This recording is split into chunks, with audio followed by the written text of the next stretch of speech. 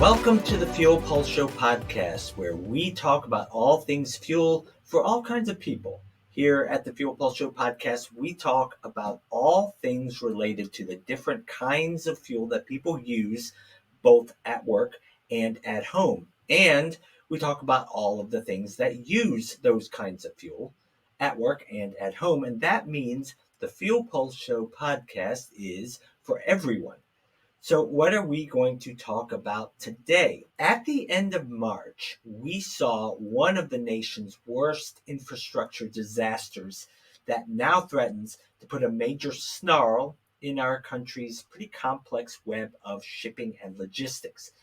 On a Tuesday morning, the massive container ship, the Dolly, lost power while leaving the Baltimore harbor, crashing into the critical Francis Scott Key Bridge over the Patapsco River. And the sudden, dramatic collapse of that bridge created the video seen around the world. As you would expect, every major news outlet around the world, CNN, the New York Times, Washington Post, the BBC, Al Jazeera, they all picked up the story. I don't think that any of us remember something happening on this kind of scale to a major infrastructure piece going back maybe to 9/11.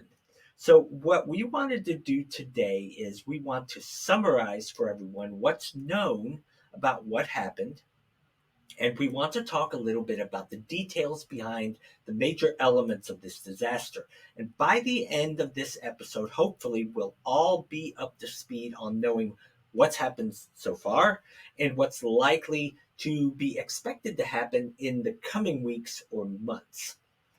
So, to kick things off, let's talk about the central elements of the situation, which are number one, the port, number two, the bridge, and number three, the ship. First, the port. Now, given estimates of how long it's going to take to repair all the damage, that speaks to the possibility of the port being unavailable for use for an extended period of time. And that's not good news when you consider how important the Port of Baltimore is.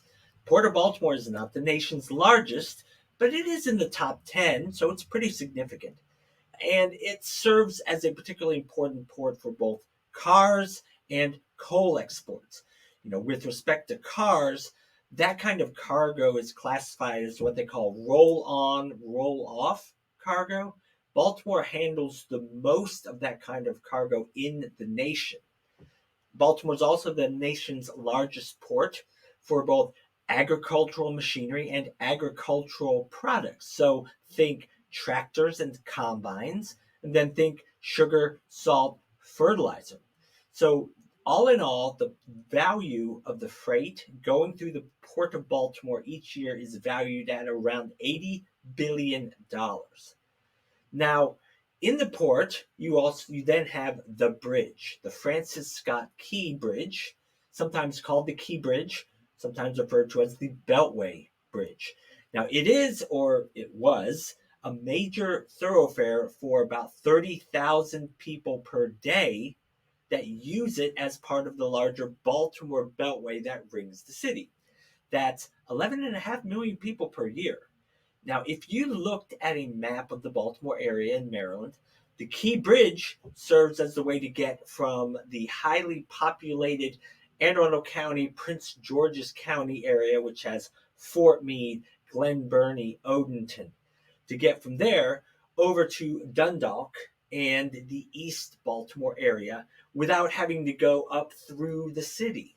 Now, the Key Bridge was built in the late 1970s, and it took about 5 years to construct at that time. And the Key Bridge is notable because the main portion of the bridge, which of course was the part that collapsed, the main portion of the bridge is the third longest span, what they call the third longest length of main span in the entire world. Main span means the section of the bridge that does not have a support underneath it. So all in all, the Francis Scott Key Bridge is a pretty significant bridge in the grand scheme of things. Then lastly, the third element of the disaster, the ship, the container ship MV Dolly. Now the Dolly spelled D-A-L-I, just like the painter, because that's who it's named after. The Dali was a pretty large ship in its own right. It's almost 1,000 feet in length, which means if you stood it on its end, it would be almost as tall as the Eiffel Tower. Fully loaded, the Dolly could carry about 10,000 of those 20-foot shipping containers. Shipping containers are, of course, those big rectangular metal boxes that you see. Now, for this voyage, it wasn't fully loaded. It's about half full. Now, those kind of figures, 10,000 containers, 4,500 containers, all those may sound like a lot, but actually, those kind of figures don't make the Dolly close to being one of the largest ships of its type. The biggest container ships in the world can actually carry close to almost 25,000 containers. So the Dolly was pretty big, but not one of the biggest. Yet big enough to do some pretty serious damage to a bridge, though. In fact, as we'll hear later, when the Dolly collided with the Key Bridge, because the Dolly was so big, all in all, it's about half the total mass of the Empire State Building. Because it was so big, then despite the fact that it really wasn't moving that fast, it struck the bridge with about 1.5 times the force generated to launch the Apollo Saturn V rocket into space. So the Dolly starts in the Baltimore Harbor at the Seagirt Marine Terminal. And it's got 4,500 containers on it, and 56 of those containers contain what's termed as hazardous material. Now, hazardous materials could mean different kinds of chemicals. They could even mean lithium-ion batteries. And it is pretty common for a large container ship like the Dolly to have some hazardous goods in its cargo. And then not only does it have all those containers, it's also loaded with 1.8 million gallons of diesel fuel. That's going to enable the Dolly to make a 27-day journey from Baltimore over to its final destination in Sri Lanka. So, now that we've started this, we've laid the groundwork, we want to see how things unfolded. And for that, we point to this information pulled when they recovered the ship's Voyage Data Recorder, or VDR, sometimes referred to as the black box because of its resemblance and function to that black box that they have on airplanes. Now, from the data pulled from the recordings on the box, the NTSB, that's National Transportation Safety Board to you and me, NTSB officials have been able to start piecing together a clearer timeline of the disastrous events. So, using information from the recorder, they pieced together this rough timeline. And this is how they've determined that the events unfolded. So we start at about 12:39 a.m. So we're real early in the morning on that Tuesday. And 12:39, the Dolly leaves the Seagirt Marine Terminal. Now, about 30 minutes later, 1:07 a.m., the ship has now entered what's called the Fort McHenry Channel, and it's headed in the direction of the open sea. And it's moving at a slow but steady pace of about what they've been reporting it as 15 kilometers per hour, 9 miles per hour. Okay, so far so good, all pretty normal. 18 minutes later after that, 1:25 a.m., we see that alarms are sounding on the ship's bridge. And we know this because those alarms are being picked up on the ship's audio recording on that box. Now, curiously, and I say curiously not because we think that, something happened and there's some kind of conspiracy, but still, curiously, at the same time that it's picking up these audio recordings of these alarms, the VDR, the black box system, actually stops recording the data from the ship's system, but it keeps recording audio data for some reason. We don't know why. Investigators think that it may be because the audio recording system of the box either uses or switched to a different power source than the other elements of the box. Now, based on this and other pieces of outside information, by 1:25 a.m., we can infer that the ship has lost power like they keep talking about. Of course, we don't know why it's lost power, and that's going to be important for them to find out. Now, 1 minute later, we go to 1:26:02, 1:26 a.m. and 2 seconds. The VDR system resumes recording the ship's data. So there's about a 1 minute gap there. And during this time, the audio recording system of the box captures steering commands and orders regarding the ship's rudder being barked out by the pilots of the ship. 37 seconds later, 1:26 and 39 seconds, the ship's pilot makes a radio call for tugboats in the vicinity to help the vessel. And around this time as well, the Pilot Association dispatcher on the ship contacts the Maryland Transportation Authority duty officer and informs them about a blackout going on the ship. Now, we know that because that was recorded by the Maryland Transit Authority's data. So to this point, we're at 1:26 a.m. and 39 seconds. To this point, the situation that we have is a large ship making its way out of the shipping channels towards the open ocean, and something has gone very wrong. Something has caused the ship to lose power. And it's a serious enough thing that the ship is requesting help and notifying the transit authority.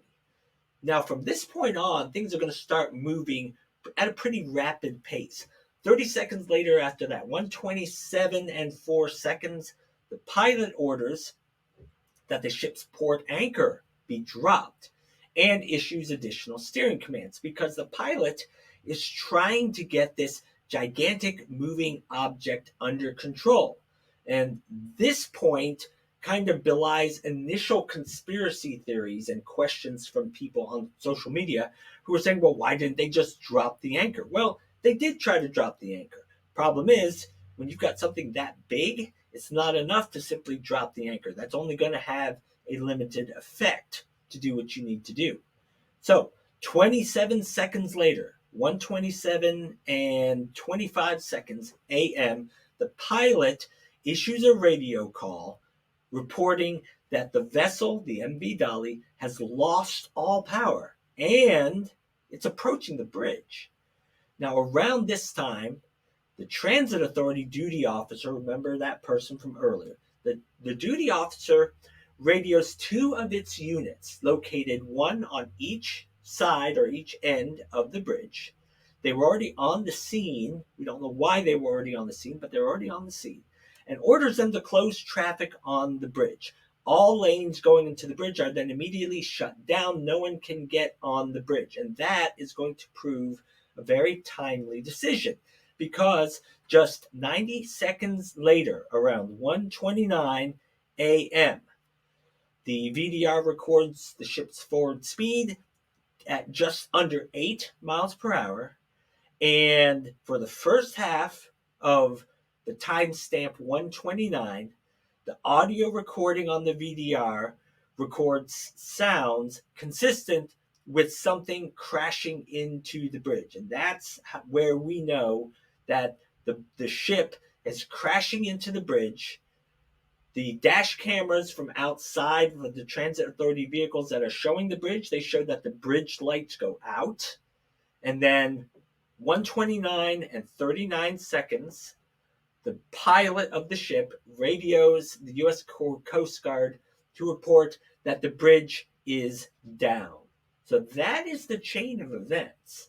Now, let's talk about the short-term and the long-term consequences that are resulting from that. First, short-term consequences. The port's shut down. Looking forward, their initial point of emphasis is all going to be about how are they going to get this mess resolved and cleaned up so that the transportation and logistics systems get back to normal. Now, we mentioned earlier that they put immediate plans in place once it was clear that the Port of Baltimore was going to be out of commission for a certain amount of time. One of the first things they did was they put immediate plans into place to reroute ships and cargo that were supposed to be going to Baltimore, reroute them to ports in New Jersey and New York for the time being. But they got to get that bridge cleared. That bridge collapsed and is blocking the harbor. Now, the first weekend after the accident, they were working on cutting the bridge up into pieces that could then be hauled away. They had 4 massive cranes that were taking or loading the cut pieces, huge cut pieces of steel, loading them onto barges to be then hauled away. And the immediate goal of all this activity was to at least create some kind of clear channel of access so that essential ships, not the regular ships, but the essential ships, like emergency ones, could go in and out of the harbor. Now, let's talk about the cargo that was on the ship. There's a bunch of stuff that was on the ship that's now after the accident, it's lying at the bottom of the harbor and it needs to be gotten out of there because you can't have ships going in and out of the harbor when there's cargo containers at the bottom because they don't have that much room at the bottom. So also we mustn't forget that initially they knew that there were 6 construction workers that were fixing potholes on the bridge, and they did not make it off the bridge. And unfortunately, tragically, they perished in the accident. So one of the initial was also to try and find their bodies. They found 2 of them initially, but there were 4 of them that they really couldn't find initially. Now going into the second week in April, they have found, I think, 2 more of those, but I'm not sure if they have found all 4. But all that process of looking and assessing and then recovering things was hampered at the start because of weather and water conditions that were kind of dangerous. They really made searching difficult, if not downright untenable, especially when you're talking about putting divers into the water where had been containers of hazardous chemicals that had gone down in there that were now coming out of the containers. You can't send divers down into that kind of water. Now, second week in April, those conditions have subsided and have enabled them to make some pretty meaningful progress. In fact, I believe I heard this morning that they announced that this week, second week in April, they are going to be working on pulling up those containers that fell overboard.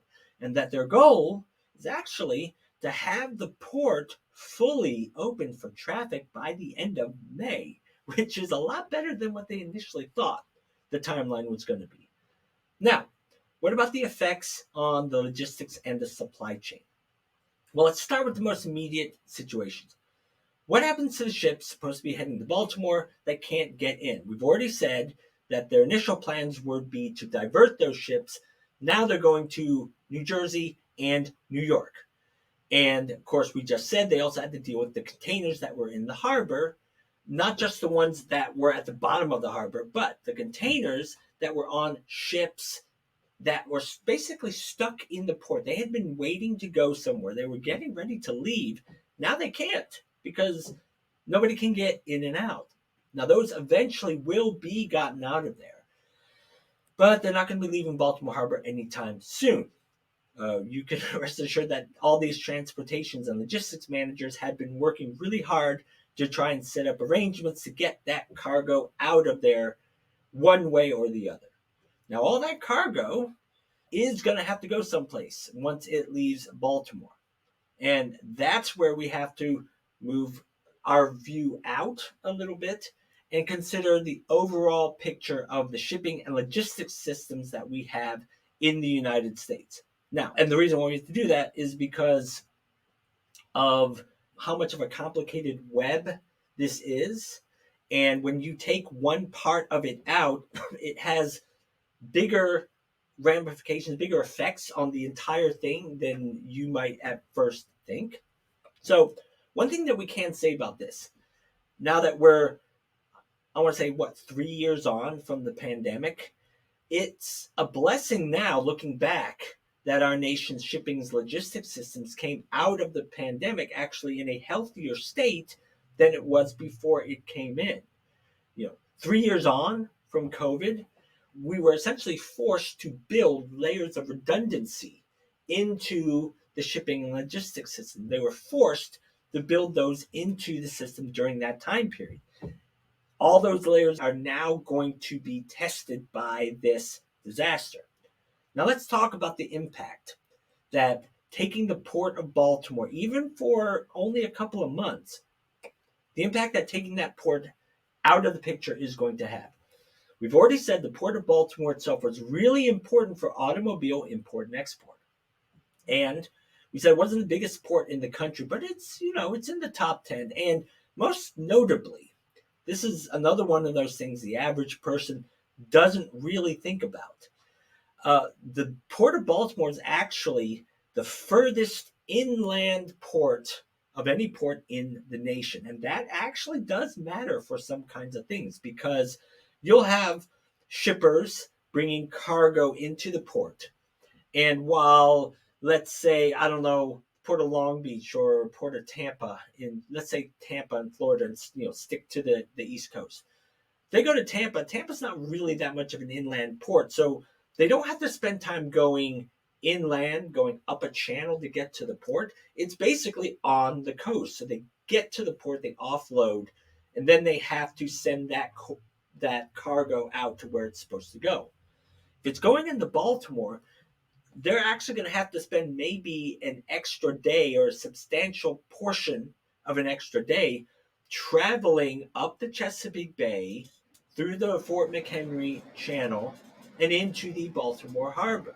So that is a little bit of extra time, but the trade-off is that once the cargo is there and it's been offloaded into Baltimore, it is actually closer now to its final destination in, let's say, the Midwest than it would be for any other East Coast port. And all these things may not sound like they're that big of a deal, but they actually are. The Port of Baltimore had because of its geographic location, it had an advantage that was useful to people. So that kind of stuff does matter to the supply chain. Now, when you speak to logistics professionals and you ask them, what likely impact will the Port of Baltimore being offline, what's the likely impact that that's going to have that the average American is going to feel? They'll probably say that the average American in the short term probably isn't going to notice any disruptions as far as with respect to getting the things that they're used to getting. So Baltimore being shut down isn't necessarily going to mean that American, if you try to go to Walmart to buy fertilizer, they're going to be out of stock for an extra week. It's not going to be anything like that. But the problem comes when you start looking more long term.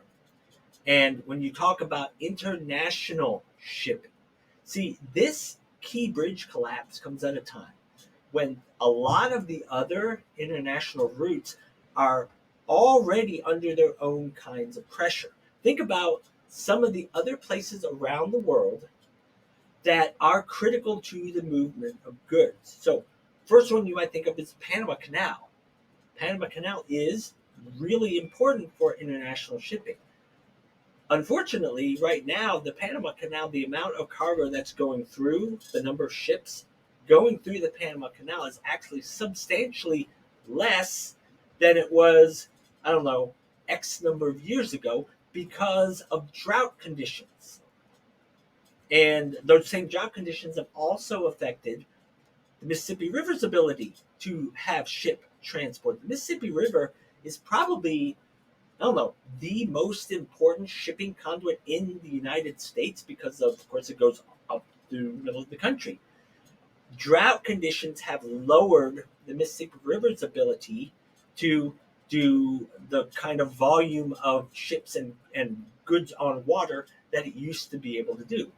Then go away from the United States, go away from this hemisphere, go over to the Middle East. You may have heard with the war in Ukraine, one of the things that they have talked about is you have these Houthi rebels that are attacking ships around the Red Sea. They're attacking the ships, they're commandeering some of them, but really what that's doing is because they're attacking those ships, more of those ships are choosing to forego even going to that really important shipping channel and they're taking a longer route around the bottom of Africa. And that adds about 10 days to 2 weeks to their trips and associated extra expense. Now, shipping managers who would have tried to use one of these routes, Mississippi River, Panama Canal, the Red Sea, they're having to come up with alternatives. So not only is it more challenging, more time, more expense, but there's another downside to this, which is that once they've come up with all these alternatives, what are they going to do when the Port of Baltimore comes back online? There's a danger that at least a substantial portion of these shipping managers, once they've come up with these alternatives, 3 years from now, or 2 years from now, or even 1 year from now, when Port of Baltimore is back online, they may not go back to using Baltimore. Maybe they stick with the alternative that they have set up. That's necessarily going to be bad for Baltimore. It's going to be a part of the business that isn't going to come back because shippers are just going to stick with the new routes that they were forced to use before but have now gotten used to using. That's a very real danger for the economic health of Baltimore and the surrounding region. Now, let's take for a moment non-shipping logistical conditions. And by that, we have to talk about the bridge. We already said 30,000 cars a day. We said people, but they may actually mean cars. 30,000 cars a day from the Baltimore Beltway used to use that bridge to get over that channel. Now they can't. Now they have to get where they're going by another route. And we know that the Key Bridge was an important link along I-95. I-95 happens to be the major overland shipping corridor that runs the entire length of the East Coast of the United States. Key Bridge was a major part of that. Now, that part's out of commission. All that cargo that used to go over the Key Bridge is going to have to go someplace else in order to keep going on to its final destination. Then let's add something else to that. The Key Bridge was one of three links that connects the south side of Baltimore before you cross the water to the north side of Baltimore after you go over the bridge. Remember, we talked about Dundalk.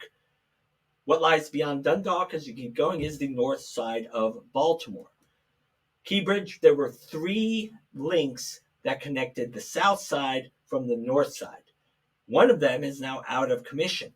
What are the other two links? Well, one thing that those two links have in common are they're both tunnels.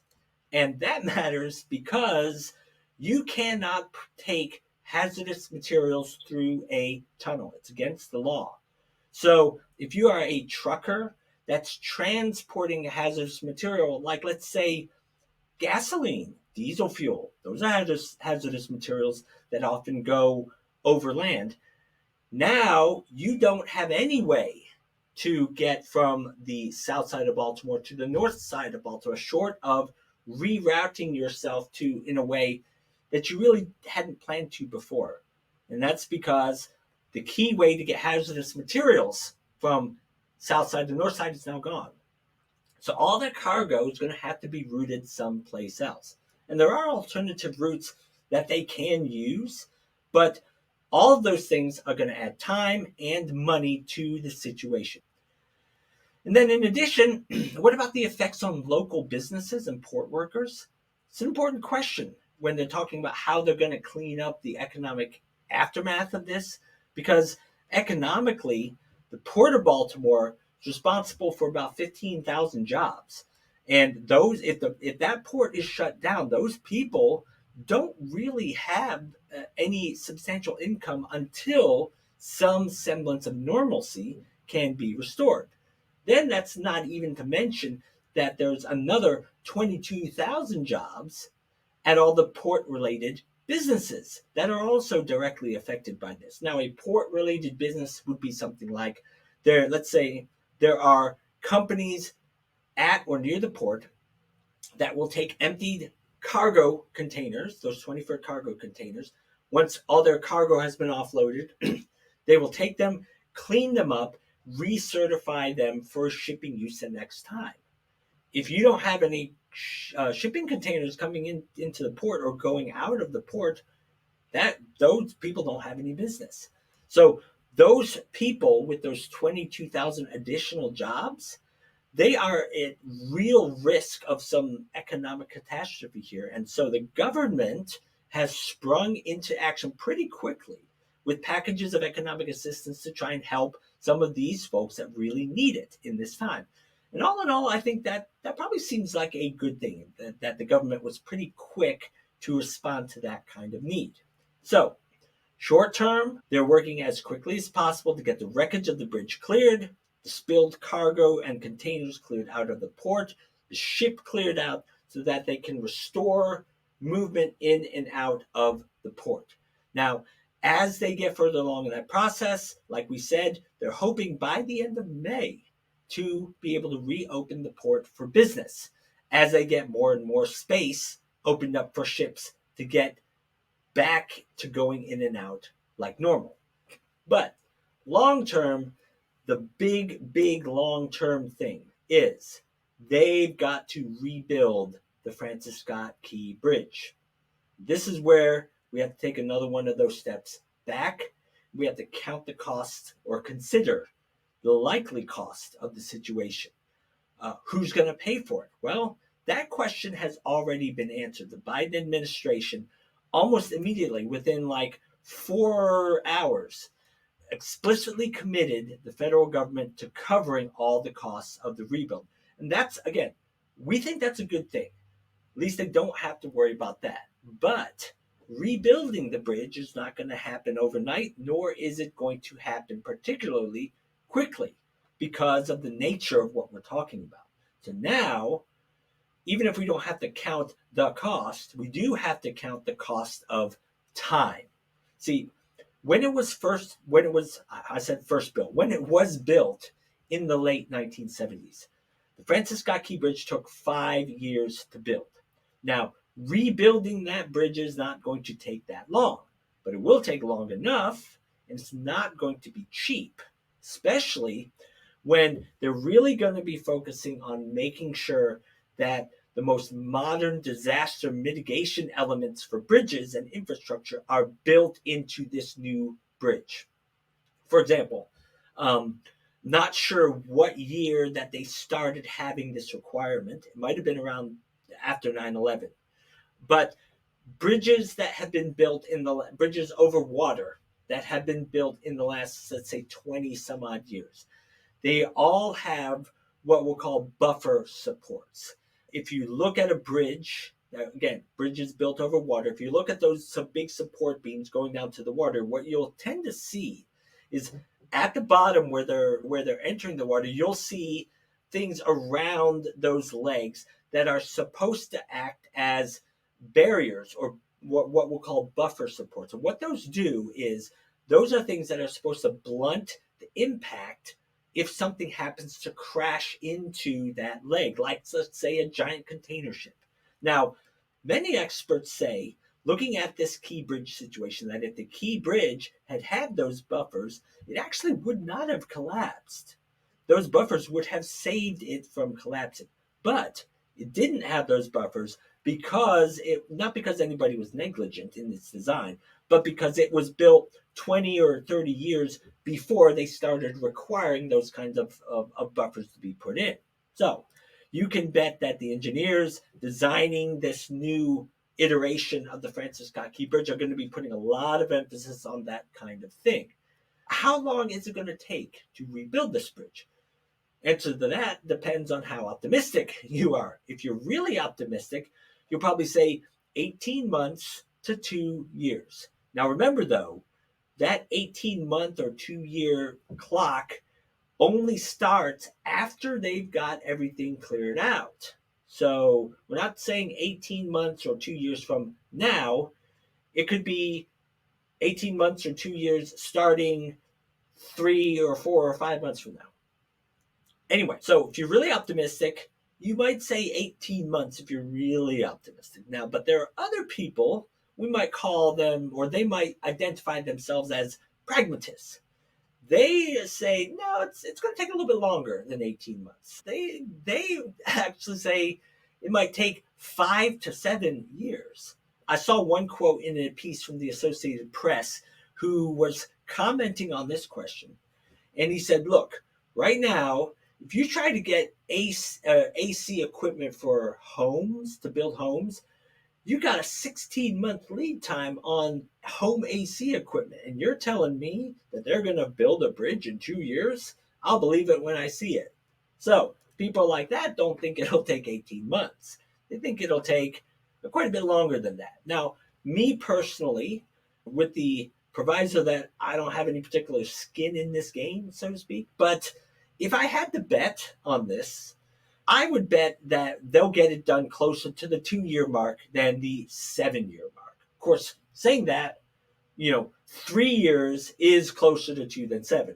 But I just think that what we have shown in the last few decades is that when we have something that's judged to be of really, really big national importance, when we really put our minds towards getting something like that accomplished, we can be surprised at how quickly we can get something like that done. So it's really going to come down to, I think, whether all the relevant parties are, shall we say, properly motivated. And that doesn't just mean, the divers and the welders and the construction folks. Divers, welders, construction people, contractors, they don't need that kind of motivation. Those people work plenty fast enough. They're not going to be the ones that likely are making this process longer than it needs to be. Really, what we're talking about are the bureaucrats, the people granting the permits, all the administrative people. And don't get me wrong, we're not saying that those people are ancillary or unimportant to the process, nor are we saying that what those people do are just a necessary evil. They are important, but they necessarily build extra time into the process. If they can shrink that part of the process down without sacrificing the necessary care, shall we say, that goes into that, that can speed the process up. If they don't, that can slow the process down. Now, like I said, I think that history shows us big things like this can be done well in a timely fashion. It's not impossible, but it will take some bearing down on multiple fronts. So, last thing, let's talk about finding out why things happen. We spent all this time talking about what happened and what the consequences likely are going to be. Now we got to consider why the things happen. And in order to find that out, they're doing a full-blown investigation, the NTSB, National Transportation Safety Board. How long will that investigation take? Well, there's two answers. The full investigation, the big one where they look under every single stone, it's going to be hundreds and hundreds of pages long. The full one is going to take between 12 and 24 months. However, there's going to be a preliminary report that the NTSB is working on, probably in the process of finalizing now, for all we know. Initially, they said that preliminary report was going to be out in 2 to 4 weeks. That means it's going to be out any time. Now, looking back at in anticipating those reports, perhaps the biggest question that we're looking to get answered as we consider the retelling of what happened when, since we know that the Dolly lost power, and we assume that the ship losing power is materially contributed to it crashing into the bridge. Right now, again, without having been able to dig into all the details that the NTSB has access to, it's not really clear to any of us on the outside looking in. It's not really clear what caused that. One of the things that we don't really know is on that ship, what systems were being powered by what kind of thing. We've got the emergency recording system that pulls power from someplace. We've got the propulsion and the steering system for the ships that pull power from something else, probably. Now, they're saying that the initial evidence shows the propulsion system lost power. That's what the ship's pilot reported. Well, what caused that to happen? Luckily, the recording system of the black box was able to keep power. So that's one reason why we know why certain things happen. But again, the big question, what caused it to lose power? Because it appears that whatever affected the propulsion system is the likely primary cause of this disaster. Now, we here are interested in the possible fuel angle because if it turns out to be the case that content like the Wall Street Journal initially reported, if it turns out that contaminated fuel was the primary cause of these systems losing power, then not only is someone in a whole lot of trouble, but it becomes maybe the biggest glaring example to everyone out there who manages fuel professionally. An example that's really so big, it's impossible to overlook. And we have been saying for years that the downside to, with respect to stored fuel, the downside to not managing fuel contamination is that you potentially set yourself up for something catastrophic to happen. Well, this is something catastrophic that happened. And if contaminated fuel turns out to have played a role in that, well, look out. So there are some big questions that will need to be answered in the coming days. What happened to cause the power outage? They know that the ship is supposed to have a backup generator system, but it doesn't appear at first glance that the backup system, even if it did kick on, it doesn't appear that it powered the propulsion system. So why was that? Was that by design? Was the propulsion system supposed to be powered by a different backup system that didn't kick on? Or was the backup system that they had, was it intended to power the propulsion system, but for some reason it just failed to do that? We don't know. Those are the kind of questions that certainly will come out in the final report. Whether they'll come out in the preliminary report, we'll see. Some media outlets, like led initially by a story coming from the Wall Street Journal, were brokering this hypothesis that contaminated fuel or bad fuel was the primary contributor to this disaster. And one of the reasons that they point to in coming up with this idea is that when the ship made its distress call, they cited that they had lost control of the ship and that loss of propulsion was to blame. Well, we asked the question, how would bad fuel have factored into this? That's a question lots of people, including those of us in the fuels industry, are really interested in the answers to. And if it was bad fuel, there are some questions that come out of that. For at least a few years now, there have been regulations for governing marine fuel use. These regulations have required these large container ships, when they are within a certain distance of land, shall we say, certain number of nautical miles away from shore, they have to use cleaner number 2 diesel fuel for their power. Once they get away from it, out of that zone, they can switch to a heavier fuel. Well, number 2 diesel is more prone to contamination, especially from microbial contamination, than the heavier fuels are. What kind of fuel problems might have contributed to such a catastrophic failure? Was it microbial? Was it something else? We won't know for a while, but those are questions that we're definitely going to be keeping an eye out for information that updates our knowledge of what happened. And when we find out something in that respect, definitely will let you know.